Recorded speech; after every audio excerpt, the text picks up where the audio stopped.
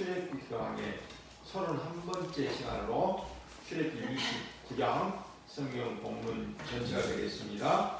우리 먼저 출애굽기 29장 1절로 3절을 봅니다. 출애굽기 29장 1절로 3절입니다. 출애굽기 29장 1절로 3절입니다. 함께한 목소리로 읽습니다. 내가 그들에게 나를 살게 제사장 직분을 위임하여 그들을 거룩하게 할 일을 이러하니 곧 어린 수소 하나와 흙없는 순양 둘을 택하고 무교덕과 기름 섞인 무교 과자와 기름 바른 무교 전병을 모두 고운 밀가루로 만들고 그것들을 한 방주리에 담고 그것을 방주리에 담은 채 그 송아지와 두 양을 함께 가져오라. 오늘 본문 말씀은 제사장의 위임식에 대한 말씀입니다. 위임이란 임무를 맡긴다는 뜻입니다. 그러니 제사장의 위임식이란 말은 아론과 그의 아들들을 거룩하게 구별하여 제사장의 직무를 맡긴다는 그런 말입니다. 제사장의 위임식 위에 먼저 제물을 준비합니다. 어린 숫송아지 한 마리와 흠없는 수양 두 마리를 택합니다. 또 누룩을 넣지 않는 고운 밀가루로 떡과 과자와 전병을 만들고 기름을 바른 후에 한 광주리에 담아서 가지고 옵니다. 이것이 아론과 그의 아들들을 제사장으로 세우는 이임식의 제물입니다. 이 이임식 제물 역시 하나님께서 말씀하신 대로 그대로 순종하며 준비해야 합니다. 무교명은 누룩을 넣지 않은 떡을 말합니다. 보통 떡은 누룩을 넣어야 부드럽고 맛이 있습니다. 그러나 이스라엘 백성들은 절기와 제사를 드리는 떡을 만들 때는 반드시 누룩을 넣지 않습니다. 그 이유는 애굽에서의 노예 생활을 기억하기 위함이며 또 그들을 구원해 주신 여호와 하나님을 대대로 잊지 않고 기억하기 위해서입니다. 이제 우리 출애굽기 29장 4절에서부터 9절까지를 함께 보십니다. 4절로 9절까지입니다. 너는 아론과 그의 아들들을 회막문으로 데려가다 식구로 시키고 의복을 가져다가 아론에게 속옷과 에봇 받침 겉옷과 에봇을 입히고 흉패를 달고 에봇에 정교하게 짠띠를 띠게 하고 그의 머리에 관을 씌우고 그 위에 거룩한 패를 더하고 관유를 가져다가 그의 머리에 부어 바르고 그의 아들들을 데려다가 그들에게 속옷을 입히고 아론과 그의 아들들에게 띠를 띄우며 관을 씌워 그들에게 제사장의 직분을 맡겨 영원한 규례가 되게 하나 너는 이같이 아론과 그의 아들들에게 위임하여 거룩하게 할지니라. 이 이임식 제물을 준비한 후 모세는 아론과 그의 아들들을 회막문 앞으로 데리고 가서 물로 씻깁니다. 그리고 미리 준비해둔 제사장 옷을 입히고 그들의 머리에 기름을 붓습니다. 이 기름을 붓는 예식을 통하여 아론과 그의 아들들은 이스라엘의 처음으로 제사장의 직무를 받게 됩니다. 하나님께서는 시내산에서 이들에게 제사장의 직분을 맡기시고 모세에게는 선지자의 사명을 계속 감당하게 하십니다. 약 400년 후에는 사무엘 선지자를 통해 왕에게 기름을 붓는 일이 이루어집니다. 이 과정을 거쳐서 선지자, 제사장, 왕 이 세 가지 직분이 분명히 구분되며 세워집니다. 구약시대 이 세 직분은 장차 훗날 우리 주 예수 그리스도께서 완전하게 성취하십니다. 예수 그리스도께서 십자가에서 죽으시고 부활하심으로 그분이 하나님께서 이 땅에 보내신 참 선지자요 만왕의 왕이시요 영원한 대제사장이심을 증거하시고 성취하셨습니다. 이제 우리 출애굽기 29장 10절로 14절을 함께 보십니다. 10절로 14절까지입니다. 너는 수송아지를 회막 앞으로 끌어오고 아론과 그의 아들들은 그 송아지 머리에 안수할지며 너는 회막문 여호와 앞에서 그 송아지를 잡고 그 피를 내 손가락으로 제단 뿔들에 바르고 그 피 전부를 제단 밑에 쏟을지며 내장에 덮인 모든 기름과 단 위에 있는 코풀과 두 콩팥과 그 위에 기름을 가져다가 제단 위에 불사르고 그 소소의 고기와 가죽과 똥을 침 밖에서 불사르라. 이는 속죄제니라. 제사장의 이임식에 사용될 제물로는 어린 숫송아지 한 마리와 순양 두 마리가 준비됩니다. 그 중에서 먼저 어린 숫송아지를 속죄제로 드리며 제사가 시작됩니다. 제사장은 먼저 자신의 죄를 속죄하기 위하여 속죄제를 드리고 그 다음에 백성들의 죄를 속죄하는 속죄제를 드립니다. 자, 속죄제를 드리는 방법은 첫 번째는 기름 부음을 받은 제사장이 이 짐승의 머리에 안수를 합니다. 안수란 머리에 손을 얹는 것을 말합니다. 이는 제사장들의 죄가 짐승에게 전가된다는 것을 의미합니다. 전가란 죄가 다른 대상물에게 옮겨가는 것을 뜻합니다. 그러므로 안수한다는 것은 이 안수하는 사람의 모든 허물과 죄악이 그 짐승에게 넘어간다는 것을 의미합니다. 본래는 나의 죄로 인해서 내가 하나님께 저주를 받아 죽어 마땅하지만 나를 대신하여 짐승이 죽는다는 것입니다. 두 번째는 짐승을 잡아 그 피를 제단의 뿔에 바릅니다. 이는 제단을 깨끗하게 하기 위함입니다. 성경에서 뿔은 권세를 상징합니다. 제사장들이 안수한 짐승을 잡아 그 피를 제단의 네 귀퉁이 뿔에 손가락으로 찍어 바르는 것은 나는 하나님의 권세 앞에서 이미 죽은 자입니다. 이 짐승처럼 나 자신을 드립니다라는 신앙의 고백이 담겨 있습니다. 세 번째는 그 피를 전부 제단 밑에 쏟습니다. 짐승을 잡아 흘린 피를 먼저 제단불에 바르고 남은 피는 모두 제단 밑에 쏟아 붓습니다. 제단은 하나님께 제사를 드리는 거룩한 곳입니다. 그러나 죄인이 제사를 드리는 과정에서 죄로 말미암아 제단이 부정해질 수 있습니다.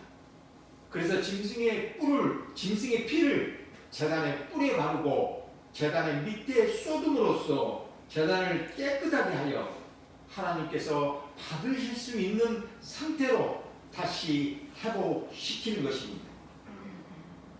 네 번째는 제물의 기름은 제단 위에서 불살라 드립니다. 이는 기름이 하나님께서 받으시는 거룩한 제물이기 때문입니다. 고대 근동 사회에서는 이 기름이 영양가가 높고 아주 귀한 부위로 여겨졌습니다. 그래서 하나님께서는 가장 좋은 것을 내게 드리라는 뜻으로 그 기름을 제단 위에서 불살라 드리게 하신 것입니다.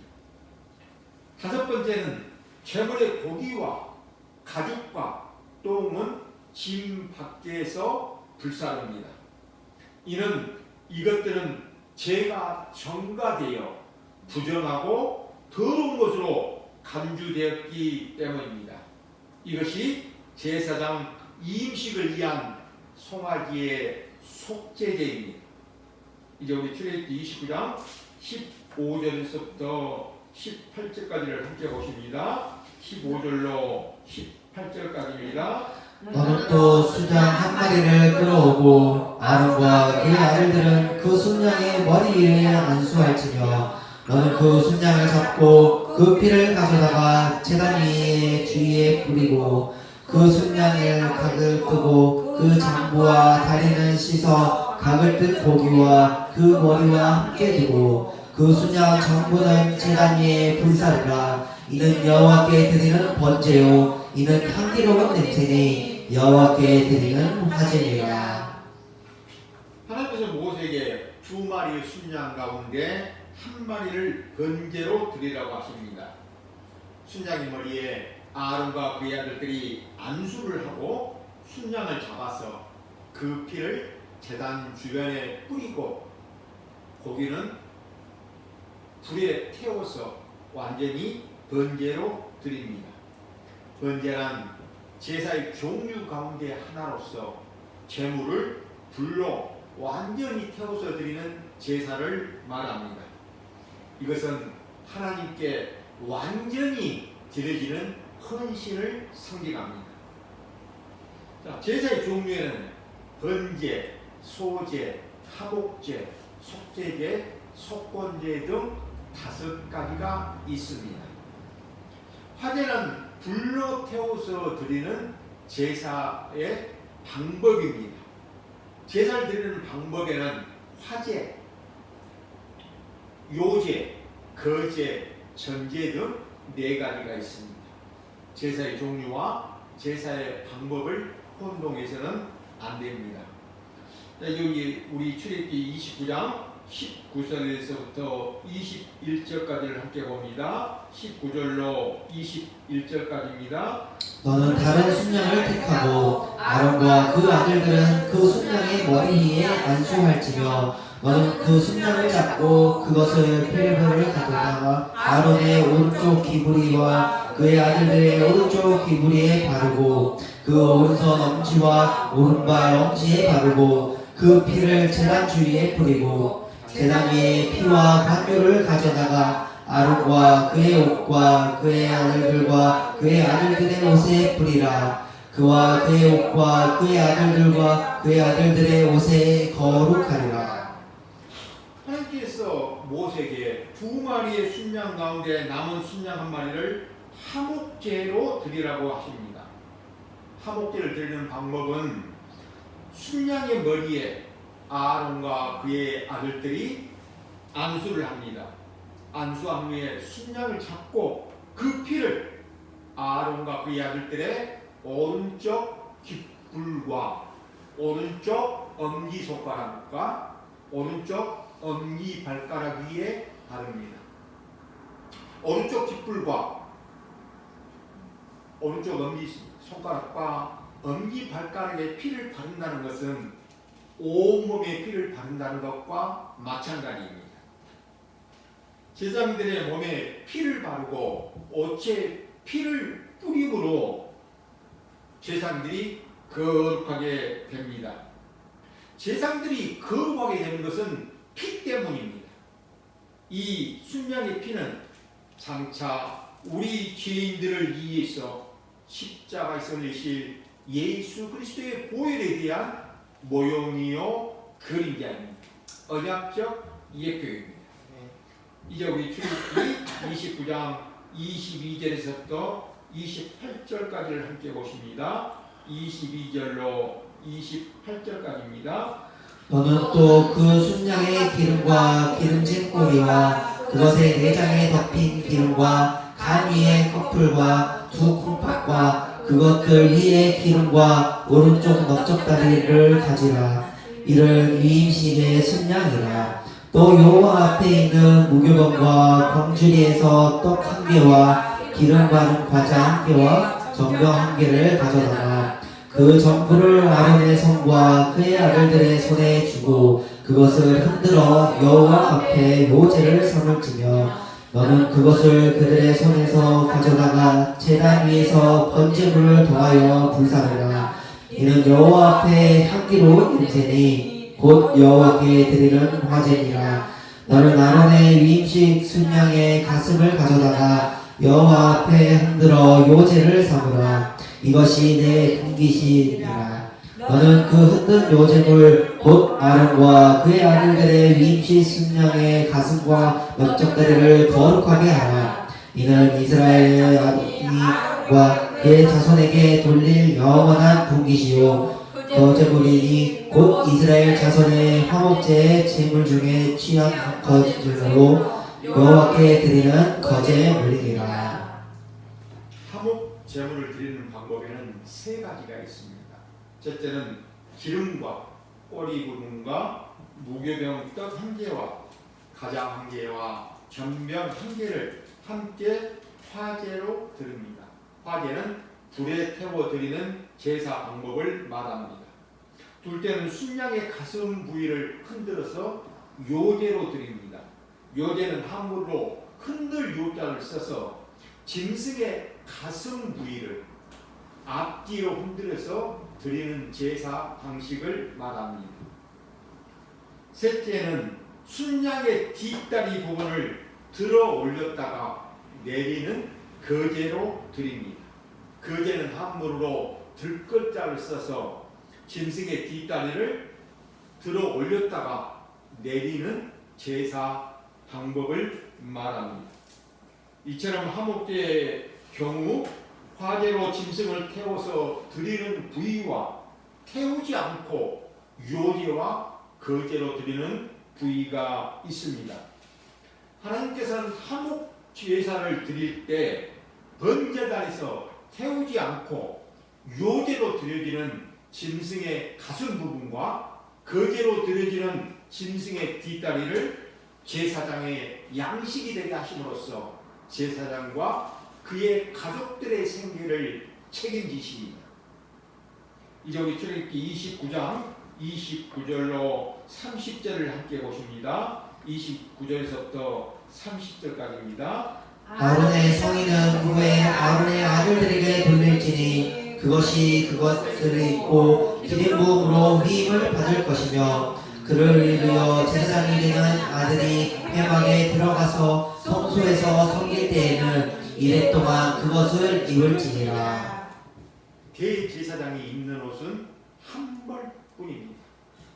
대제사장인 아론이 죽으면 그의 아들들 중에서 한 사람이 아론의 옷을 입고 다시 기름 부음을 받고 대제사장이 됩니다. 이는 하나님 앞에 대제사장은 오직 한 분뿐이심을 드러내 보여주시는 계시입니다. 이것은 장차 하나님과 죄인들 사이에 영원한 대제사장으로 오시는 영원한 대제사장이 되시는 분은 오직 예수 그리스도 한 분뿐이심을 드러내 보여주시고 또 나타내시는 계시입니다. 이제 우리 출애굽기 29장 31절에서부터 34절까지입니다. 31절에서부터 34절까지를 한 목소리로 읽습니다. 너는 위임식 순양을 가져다가 거룩한 곳에서 그 고기를 삶고 아론과 그의 아들들은 회막문에서 그 순양의 고기와 광줄이 있는 떡을 먹을지라. 그들은 속죄물 곧 그들을 위임하며 그들을 거룩하게 하는 데 쓰는 것을 먹되 타인은 먹지 못할지니 그것이 거룩하기 때문이라. 위임식 고기나 떡이 아침까지 남아있으며 그것을 불에 삶을지니 이는 거룩한즉 먹지 못할지니라. 아론과 그의 아들들이 이임식이 끝난 후에 자신들을 거룩하게 하기 위하여 드렸던 제물을 먹습니다. 이는 그들이 자신들의 죄를 속하기 위하여 속죄제를 드리고 또 하나님께 전적으로 헌신하는 번제를 드렸으며 기름 부음을 받고 제사장의 옷을 입음으로써 하나님 앞에서 거룩한 자로 구별되어 세움을 받았기 때문입니다. 타인은 제물을 먹을 수 없습니다. 또한 고기와 떡은 당일에 먹어야 합니다. 만약 음식이 남았다면 다음날 아침에 남은 음식을 불에 태워야 합니다. 이제 출애굽기 29장 35절에서부터 37절을 함께 보십니다. 35절에서부터 37절까지입니다. 너는 내가 내게 한 모든 명령대로 아론과 그의 아들들에게 그같이 하여 이레 동안 이 음식을 행하되 매일 수송아지 하나로 속죄하기 위하여 속죄제를 드리며 또 제단을 위하여 속죄하여 깨끗하게 하고 그것에 기름을 부어 거룩하게 하라. 너는 이레 동안 제단을 위하여 속죄하여 거룩하게 하라. 그리하면 지극히 거룩한 제단이 되리니 제단에 접촉하는 모든 것이 거룩하리라. 제사장의 이 음식은 7일 동안 계속되었습니다. 아론과 그의 아들들을 위한 속죄 제사가 매일 드려졌습니다. 제단 또한 7일 동안 속죄함으로 깨끗하게 구별하였습니다.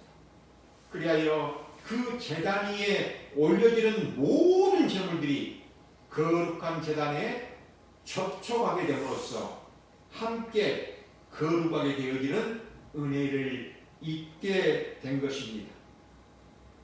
이제 마지막으로 출애굽기 29장 38절에서부터 46절까지를 함께 읽습니다. 38절에서부터 46절까지입니다.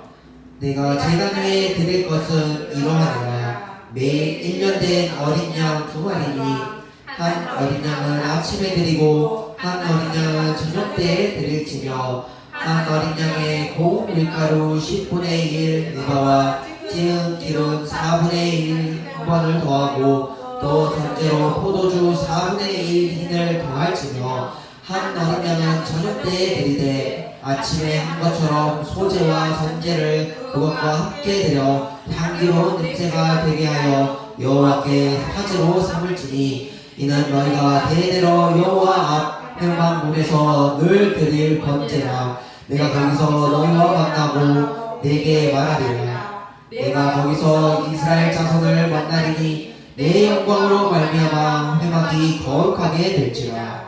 내가 그 회막을 저녁을 거룩하게 하며 아론과 그의 아들들도 거룩하게 하여 내게 제사장 직분을 행하게 하며 내가 이스라엘 자손 중에 거하여 그들의 하나님이 되리니 그들은 내가 그들의 하나님 여호와로서 그들 중에 거하려고 그들을 애국 땅에서 인도하여 낸 줄을 알리라. 나는 그들의 하나님 여호와니라.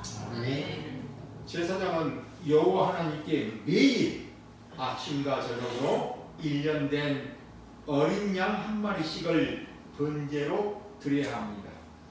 이처럼 매일 아침과 저녁에 어린 양 2마리를 드리는 번제를 상번제라고 부릅니다. 상번제를 드릴 때는 소제와 전제를 함께 드립니다. 소제는 곡식을 아주 고운 가루로 만들어서 드리는 제사를 말합니다. 전제란 제물 위에 포도주를 붓는 제사를 말합니다. 사랑하는 여러분, 하나님께서는 왜 매일 아침 저녁으로 상번제를 드리게 하시는 것일까요? 그 이유는 바로 인간이 죄인이기 때문입니다. 상번제는 죄인이 하나님을 만날 수 있는 은혜의 자리입니다. 우리 43절만 함께 다시 읽어봅니다. 43절입니다. 내가 거기서 이스라엘 자손을 만나리니 내 영광으로 말미암아 회막이 거룩하게 될지라. 죄인이 하나님을 만날 수 있는 장소가 바로 제단입니다. 여호와 하나님께서는 회막에서 그리고 아침 저녁으로 드려지는 번제단에서 이스라엘 백성들을 만나 주시겠다고 약속하셨습니다. 그런데 왜 매일 제사를 드려야 합니까? 번거롭게 왜 매일 드려야 합니까? 일주일에 한 번만 드리면 안 됩니까? 안 됩니다. 사람이 일주일에 한 번만 죄를 짓는다면 제사도 일주일에 한 번만 드려도 충분할 것입니다. 그러나 인간은 생각하는 것과 계획하는 것이 항상 악하기 때문에 날마다 죄를 짓는 존재입니다. 그러므로 날마다 죄를 짓는 인간은 날마다 하나님 앞으로 나아가 죄 용서를 받아야만 합니다. 그리고 하나님을 만나 죄를 용서받는 길이 바로 제사를 드리는 것입니다. 사랑하는 여러분, 이제 지금까지의 말씀들을 정리해 보고자 합니다. 하나님께서 성막과 제사장과 제사 규례를 주시고 또 명령하신 뜻이 무엇일까요? 첫째, 구약의 성막과 성전은 장차 오셔서 영원한 성전이 되실 예수 그리스도에 대한 모형이요 그림자입니다. 구약의 성막과 성전은 사람의 손으로 지어진 것이기에 머지않아 언젠가는 무너질 건물입니다. 그럼에도 하나님께서는 그 건물을 거룩하다고 하셨습니다. 이것은 건물 자체가 거룩해서가 아니라 장차 오셔서 참되고 영원한 성령이 되실 예수 그리스도를 가리키는 언약적 예표이기에 거룩하다고 하신 것입니다. 둘째, 구약의 대제사장은 장차 오셔서 영원한 대제사장이 되실 예수 그리스도에 대한 모형이요 그림자입니다. 구약의 대제사장인 아론은 죄인이었기 때문에 먼저 자신의 죄를 속죄하기 위한 속죄 제사를 드렸습니다. 그리고 대제사장의 옷을 입음으로써 거룩하게 구별되었습니다. 그는 스스로 거룩한 존재가 아니라 속죄의 제사를 드리고 제사장으로서 거룩한 옷을 입음으로 거룩하게 구별된 자가 되었습니다. 이것은 장차 오셔서 우리의 영원한 대제사장이 되시고 우리에게 참된 의의 옷을 입혀주실 예수 그리스도에 대한 언약적 예표입니다. 셋째, 구약의 제물 역시 장차 오셔서 영원한 제물이 되실 예수 그리스도에 대한 모형이요 또 그림자입니다. 구약의 제사는 일시적이어서 반복적으로 드려야 합니다. 그러나 이것은 장차 단 한 번의 제사로 완전하고 영원한 속죄를 이루실 예수 그리스도를 예표하는 것입니다. 사랑하는 여러분, 이제 말씀을 마치려고 합니다. 구약시대 백성들은 짐승을 죽여 제사를 드렸습니다. 그렇다면 구약시대 백성들은 어떻게 제사함을 받았습니까? 예수 그리스도의 보혈로 제사함을 받았습니다. 오늘 우리가 예수 그리스도를 믿음으로 예수 그리스도의 보혈로 제사함을 받는 것처럼 구약의 백성들도 예수 그리스도의 보혈로 제사함을 받았습니다. 아니 목사님, 구약 시대는 아직 예수님이 오시기 전이잖아요. 예수님이 아직 오시지도 않았고 십자가에서 아직 죽지도 않으셨는데 어떻게 구약 백성들이 예수님의 보혈로 죄사함을 받을 수 있습니까? 구약 시대 백성들은 짐승의 제사를 드림으로 짐승의 피로 제사함을 받은 것이 아닙니까? 이렇게 질문할 수 있습니다. 구약 시대 백성들이 짐승의 피로 제사함을 받았을까요? 아닙니다. 짐승의 피는 인간의 죄를 속할 능력이 없습니다. 왜냐하면 가치가 다르기 때문입니다. 죄를 지은 사람을 대속하려면 그 대속하는 대상이 사람과 같거나 사람보다 더 커야 합니다. 그래야만 제사함이 이루어지는 것입니다. 그러나 짐승과 사람의 가치는 어떻습니까? 다릅니다. 비교할 수 없을 만큼 다릅니다. 같지 않습니다. 이 세상에 있는 모든 짐승들을 다 잡아서 그 피를 단 한 번의 제사로 다 드린다 할지라도 단 한 사람도 구원을 받게 할 수 없습니다. 그러므로 짐승의 피로는 사람의 죄를 해결할 수 없습니다. 구약의 제사는 죄를 근본적으로 제거하는 제사가 아니라 장차 오실 예수 그리스도를 가리키는 언약의 제사였습니다. 다시 말하면 구약의 모든 제사는 예수 그리스도의 십자가를 바라보게 하는 그림자였습니다. 그러므로 아담도 노아도 아브라함도 모세도 다윗도 모두 다 예수 그리스도의 보혈로 죄 용서를 받고 죄사함을 받았습니다. 이 십자가 사건은 2000년 전에 예루살렘 땅에서 이루어진 시간 안에서 이루어졌지만 그 효력은 과거와 현재와 미래를 초월하는 영원한 은혜이기 때문입니다. 사랑하는 여러분, 다른 것을 의지하지 마십시오. 자신을 의지하지 마십시오. 오직 예수 그리스도의 십자가의 보혈만을 의지하십시오. 아멘. 그 보혈만이 우리를 살리고 우리를 하나님 앞으로 담대하게 인도합니다. 아멘. 저는 소원합니다.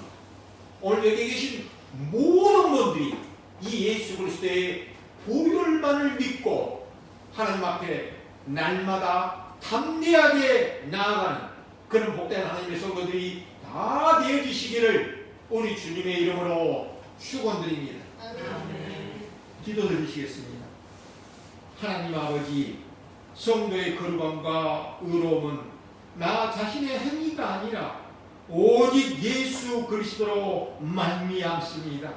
예수 그리스도를 통해 하나님을 만나고 예수 그리스도의 보혈 때문에 죄사함을 받고 예수 그리스도 때문에 거룩한 하나님의 백성 성도가 됩니다. 이 예수 그리스도를 주셔서 고맙습니다. 예수님 때문임을 잊지 않고 살아가는 성도가 되어지게 하여 주시옵소서. 우리 주 예수 그리스도의 이름으로 기도드리옵나이다. 아멘.